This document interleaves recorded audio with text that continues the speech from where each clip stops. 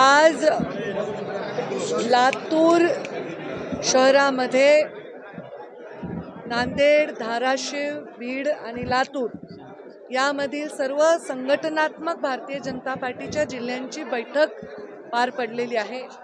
या बैठकीमध्ये विशिष्ट प्रत्येक जिल्ह्याची कोर कमिटी आलेली होती आणि जवळपास या मराठवाड्यातील या भागातील 250-300 प्रमुख कार्यकर्ते, मग त्याच्यामध्ये आमदार आहेत, त्याच्यामध्ये जिल्हाध्यक्ष आहेत, प्रमुख पदाधिकारी आहे, यांची बैठक ही पार पडली। अत्यंत छान संवाद झाला। लोकांनी मनमोकळे माझ्याशी त्यांचे मुद्दे मांडले आणि त्यांनाही मी काही सूचना केल्या।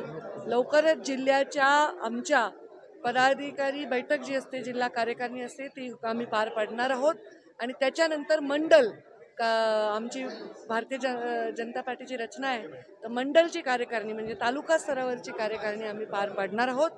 कार्यकर्त्यांच्या मध्ये उत्साह भरणं, अर्थसंकल्पात अत्यंत झालेल्या चांगल्या योजनांचा प्रचार प्रसार करणं आणि लोकशाहीच्या माध्यमातून, इलेक्शन कमिशनच्या माध्यमातून बूथ प्रत्येक मतदान केंद्रावर आपले अधिकार कार्यकर्त्यांपर्यंत नेणं, मतदानाची नोंदणी वाढवणं, बोगस मतदान रोखणं, या सगळ्या गोष्टींच्या संदर्भामध्ये अत्यंत विस्तृत चर्चा झाली।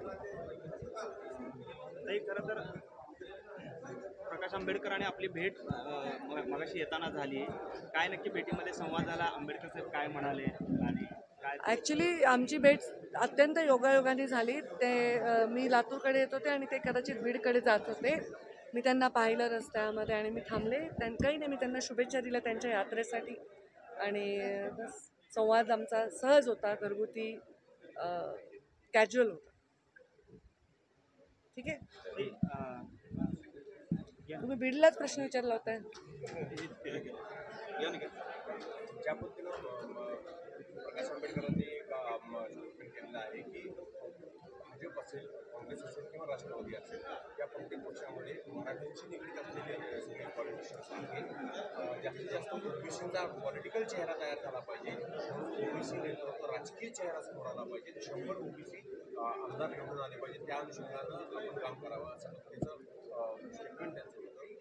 कोणतेही पक्ष ओबीसीला उमेदवारी देत नाही असंही त्यांचं होतं। काय मी त्यांचं ते मत स्वतः ऐकलं नसल्यामुळे मी त्यांच्यावर काही टिप्पणी करू शकणार नाही, पण नक्कीच राजकारणामध्ये वंचितांना, ज्यांचा आवाजच कोणी ऐकत नाही, अशा लोकांना राजकारणात शक्ती देण्यासाठी मुंडे साहेब राजकारणात आले आणि त्यांनी अनेक अशा लोकांना, अशा समाजांना संधी दिलेली आहे। ते काम पुढे आम्ही करतच राहू।